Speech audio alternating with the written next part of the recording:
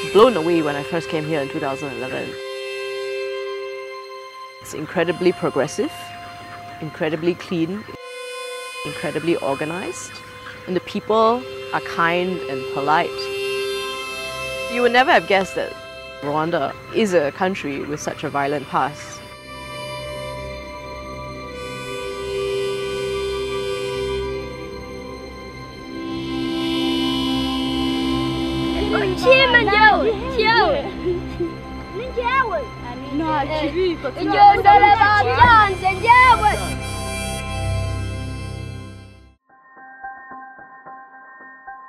When I first came here in 2011, I realized that, wow, poultry meat was actually the most expensive meat in the market because of the lack of supply. There were no modern farms. Those in the villages could only afford to have their Rwandan chicken once a year.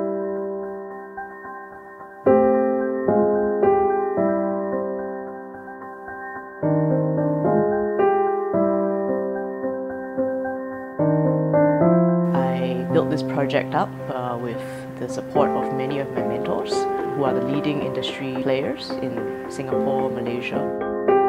And they're typically, older men, so they look at me and they say, little girl like you want to do this kind of business. It's not easy, don't do it.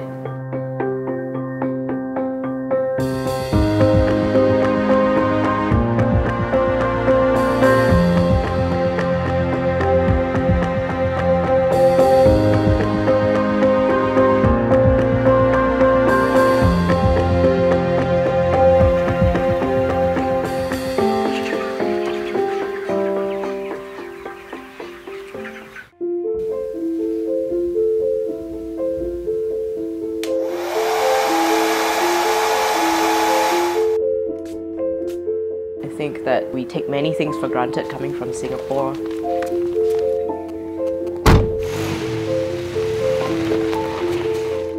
When you turn on a switch, is the light going to come on? If you turn on a tap, is water going to come out? Utilities are, a day-to-day problem. We have constant shortage of electricity. Power goes off at least 5 times a day. Water is also scarce. Brown here, and the females are white. So cute! So small! Oh, it bit me. Oh, and it's been debeaked. No, not yet. No? No, that's just that'll come off.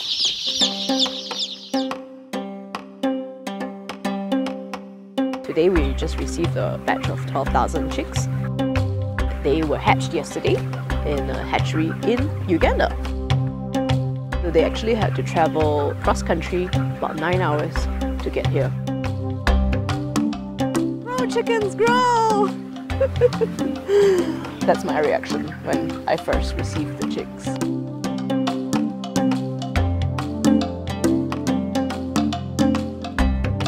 So we have to ensure that temperature, first and foremost, is right. Ventilation, so there's enough cross-flow of air, there's enough feed, and there's also enough water and the right kind of vaccination schedule. Yeah, so these are 28 days old. Because we have a multi-age farm, there's no pause. It's actually constantly ongoing. Chickens, they eat, they sleep, they drink water. If you don't take care of them, they fall sick. Chicken farming is a 24/7 job. I don't know if I can ever rest.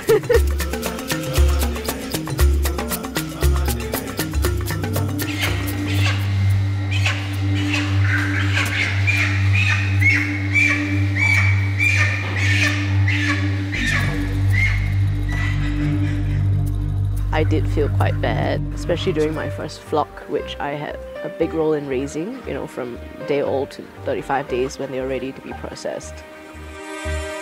That's the nature of farming, that's the nature of poultry farming, especially in livestock farming. It makes you think about how fortunate we are to be able to enjoy meat on our plate, to be able to have a meal every day.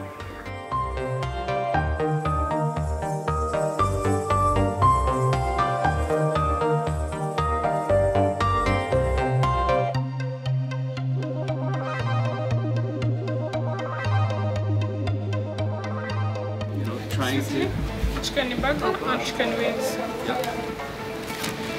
Are these mine? Just put some spice. A lot of my customers are actually other investors as well who've come from overseas and opened their own restaurants. For example, I have one customer called Mr. Chips, and he's a Canadian guy and he has a chicken fast food restaurant. And when I first approached him, he was so excited. And he said, "This is great! Now I never have to worry about where my chicken is going to come from again." It was very difficult to get chicken on a regular supply. I mean, if you wanted large quantities, you had to wait. And they all seem to be on the same cycle, where there wouldn't be any chicken available for 2 weeks at a time.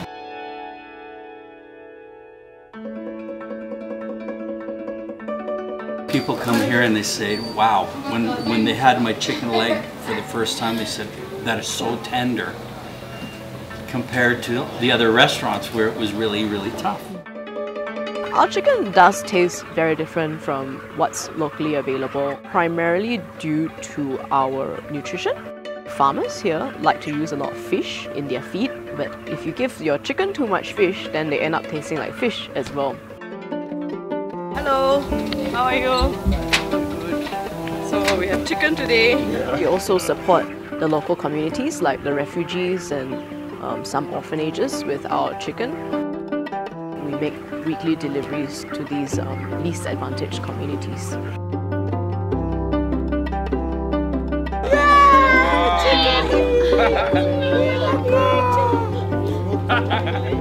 Ingoko naryaga igufwa ryayo gusa. It's like I never ate a chicken. Maybe if it's to pick a bone somewhere and eat it. In Africa, they said chicken is something for rich people and expensive. They are so thrilled whenever we bring to them the chicken. You know, a lot of these people have never actually eaten chicken before, and so to be able to celebrate Christmas every day is a real treat for them. Today, what are you doing? I wanted to find something that I could see that I was making a real difference, you know, in the lives of people, in the environment that is hungry for change.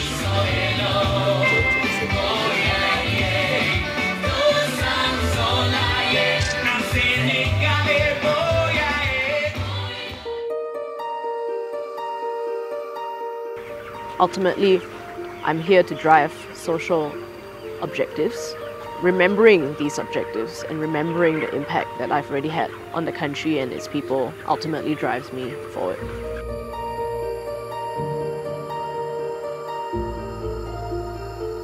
A very common observation of Singaporeans who come and visit me here is that they're very surprised and delighted by how happy the people here are, especially the children. A lot of these village children are wearing torn and tattered clothes and they're so happy, you know, just running around the road playing.